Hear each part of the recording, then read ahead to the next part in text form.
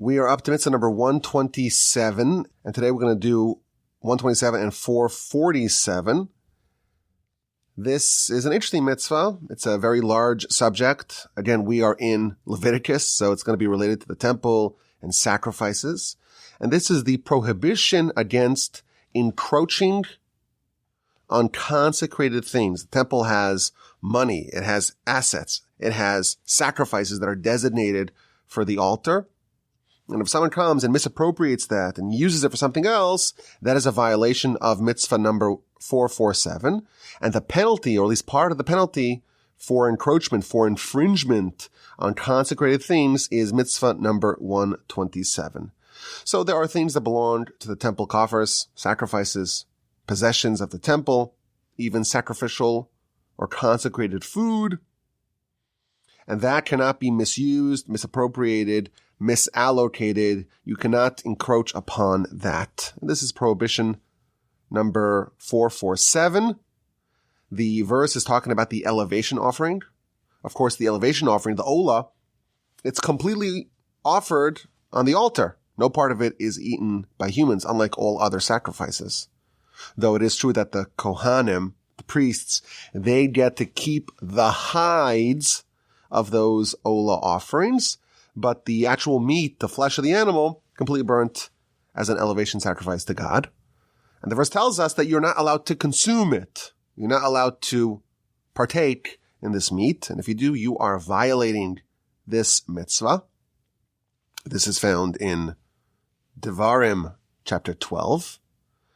And this idea of not encroaching upon the elevation offering is actually expanded to include everything that is owned by the temple coffers or that you're not supposed to touch or partake in. It's the possessions of God, so to speak. You cannot partake in it. You cannot encroach upon it. You cannot misuse or misallocate. Now, one of the things that's interesting about this mitzvah is that unlike most of the mitzvahs that relate to sacrifices and the temple, Leviticus, most of them are not applicable today. We don't have sacrifices. We don't have a temple. But if a person were to say, this animal, I hereby consecrate it, I hereby dedicate it, I designate it as a sacrifice for God, that actually carries weight. And that animal would have a degree of holiness assigned to it that you would not be allowed to partake in that animal or misuse it for any non-sacred things, which means you have to kind of let it go and you cannot use it or enjoy it. Now, if someone does that, if someone violates this mitzvah number 447, the consequences are stiff. Now, if a person does it accidentally, they don't realize what it is, they thought it was regular meat, not sacrificial meat, or whatever it may be, then they would be obligated to, of course, repay to the temple, to God, so to speak, what they took. That's the principle. There would be a penalty that's levied upon that. A fifth would be added. So they're going to have to pay the principal plus a fifth. And in addition, they're going to have to bring a sacrifice, an atonement sacrifice, when they violated temple property accidentally. So three things: repay the principal, pay a penalty of a fifth on top of the principal, and a sacrifice, an atonement sacrifice. And this is actually going to be mitzvah number 129, so we're going to get to it soon. If a person does it willfully, not accidentally, they do it intentionally, they knowingly, wittingly partake and encroach and misappropriate temple property, then they do not have to pay a fifth penalty. They just pay back the principal, and they don't have to bring a sacrifice either, but they are lashed. They receive malchos. They get caned 40 times, but they only repay the principal. You cannot embezzle from the temple coffers, and if you do, you will pay. If you do it accidentally, there's a 25% penalty on top of a sacrifice and on top of the principal. If you do it on purpose, you will be severely punished with lashes, and of course, you'll still have to repay the principal. There's no sacrifice and there's no penalty, but you're not going to win. We don't partake in what is not ours, of course, and certainly not when it is the property of the Almighty on high. So this is mitzvah number 127. It's a requirement to pay the penalty. In addition to someone having to repay the principal, they have to pay a fifth on top of the principal if they consume or benefit from any consecrated goods. Of course, there are different types of consecrated goods. The consecrated goods could be an animal. It could be an animal that was very processed for slaughtering. It was very slaughtered. It was very processed, and now it's supposed to go on the altar. It could be other items that belong to the temple. You cannot encroach on it, and if you do, you have to repay it and add a fifth and bring a sacrifice. This is the asham, the guilt offering of misappropriation. And just, even though we're going to get this in a few mitzvos, this is one of 5 different crimes where a person will be obligated to bring a definite asham offering, which is mitzvah number 129. There's also a conditional asham offering as well. And we'll get to all that in due course. Now, the Sefer Chinuch, the book that we are using to study the 613 mitzvos, in every mitzvah, he tries to give us a reason. What's the idea behind it? And what he says over here, it's a very understandable idea, is that this mitzvah is about deterrence.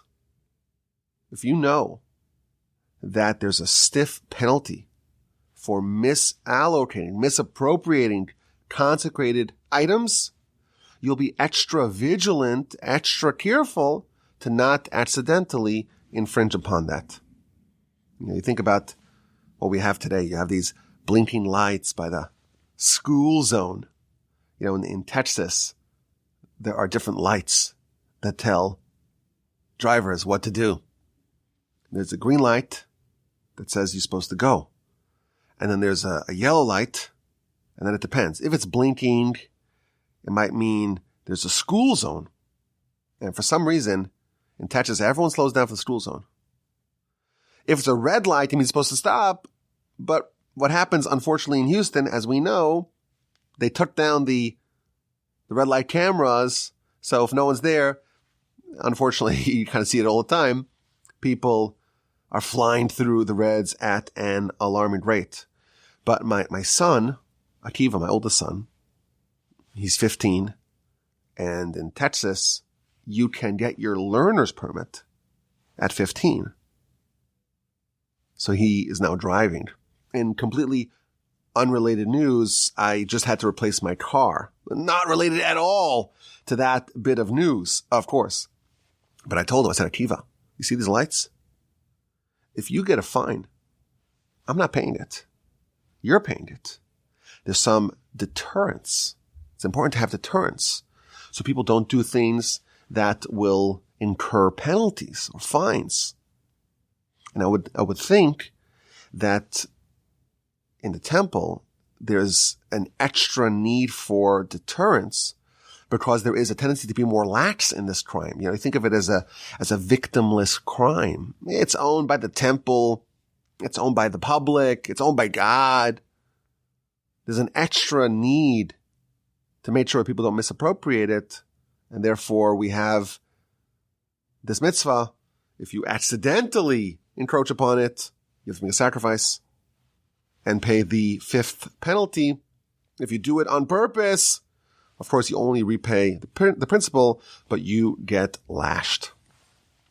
Now, the Sefer Chinuch, as he always does, he offers us a sampling of these laws, of the laws. Of course, it's just a small snapshot. There are many myriads of laws and lots of advanced study that we could do, inquiry into this mitzvah. But one of the things he tells us, very interesting, is that under certain circumstances, misappropriation of temple property can happen only once. And the reason for that is, under certain circumstances, if a person misappropriates temple property accidentally, he would incur the penalty to pay the 5th and the sacrifice. And under those circumstances, the item that he misappropriated actually gets deconsecrated. It loses its sacred standing. And therefore, if a second person comes and does the same thing, the second person would not be guilty given that the item has lost its sanctity. The initial violator, with their encroachment, with their misappropriation, deconsecrated the item, and thus when the second person comes around and misappropriates it, it's not an item that bears the sanctity that would require this whole law, and therefore they are not guilty. However, if the original infringer, if they did it intentionally, they're not obligated to make a sacrifice. The item is not deconsecrated, and then the second person can still be guilty, which is an interesting idea that when someone does encroach, it can actually change the standing and the status of the item.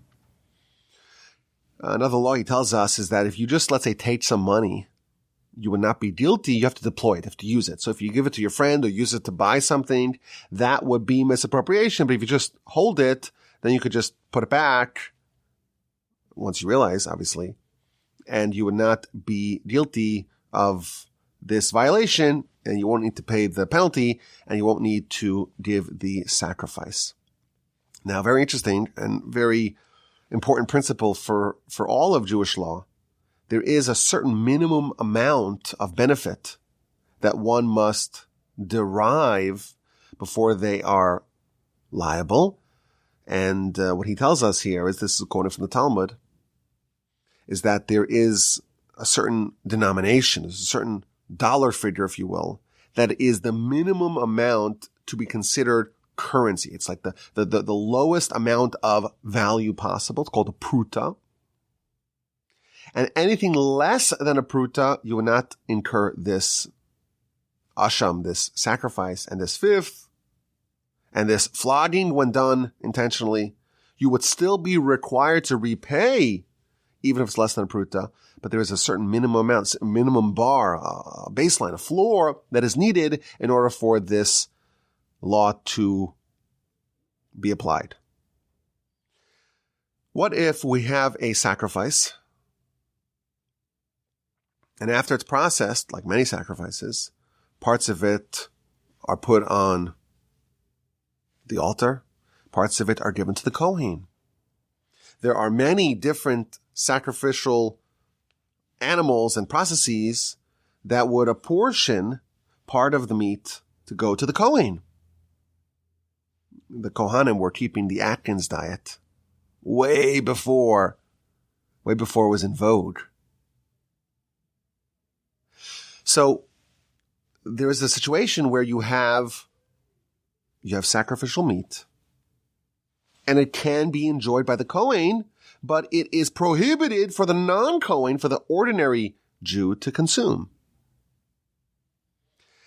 Suppose you have an ordinary Jew that does encroach upon that and does partake in what is not allowed for them to eat. They eat from what only the Kohen is allowed to eat.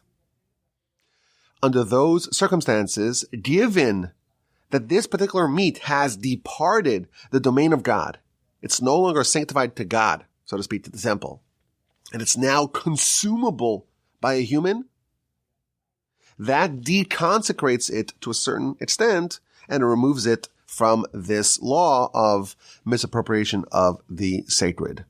And even if it subsequently becomes impure and it becomes non-consumable, it's prohibited to be consumed even by the Kohen, nevertheless, once it departs the domain of God, so to speak, it is allowable to a human.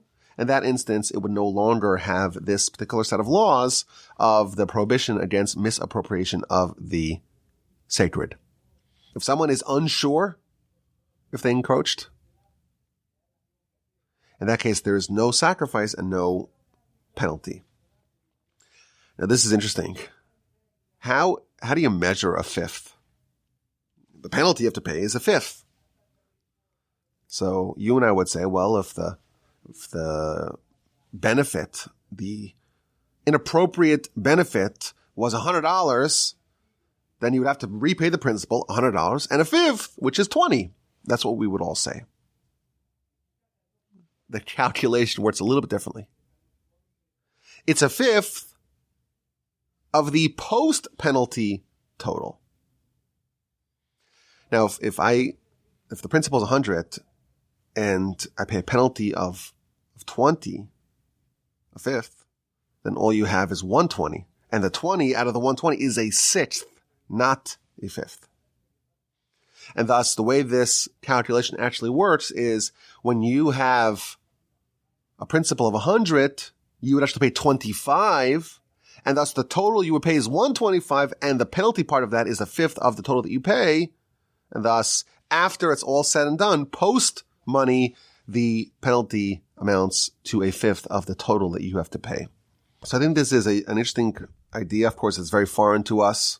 The whole idea of sacrificial items and items consecrated to the temple. It's a very foreign idea, but I think it's a useful idea as well, that it's important for us to be aware of what we're doing, make sure we don't take what's not ours, of course, and realize that if there's laxity, if people are not taking something so seriously, then a penalty perhaps would be appropriate, because we don't want to violate any law. We don't want to do any crime against God or any other person. Now, there's an interesting related law about someone who steals willfully a vessel of the temple. Obviously, this is an unconscionable crime. But suppose you have someone who steals or tries to steal a vessel of the temple. This is one of the very few instances where a person can be subject to extrajudicial execution. The Talmud lists a very small amount of people that you don't need to bring them to court. You don't need to go through any sort of judicial process. They can be executed right there and then amidst the act of the crime. And one such person is someone who tries to steal a vessel from the temple. This is not something that the Beis Din, that the court, deals with. Anyone who's there has the right and the ability to execute the person. And in the words of the Rambam, the first person to put the person down, to put the criminal down, is meritorious. So this is not something that we take lightly at all. And it's an interesting bit of information to know that there are some laws, very few laws, that carry with it the penalty of capital punishment outside of the court, extrajudicially. And one of them is if someone tries to steal a vessel of the temple. Now, I will note that there is an opinion in the Talmud that says that if someone misappropriates any sanctified thing, be it a sacrifice or any other possessions of the temple, used for upkeep, for maintenance, they would actually be liable for the death penalty. This is an opinion of Rabbi Judah the Prince in Sanhedrin 83a. The halacha follows the majority of the sages that it's only lashes, but regardless, it is very serious not to misappropriate anything that's been sanctified. And if that does happen, there is the penalty plus the sacrifice if done accidentally, and then there is the repayment of the principal alone and lashes if done willfully, mitzvah number 127 and mitzvah number 447.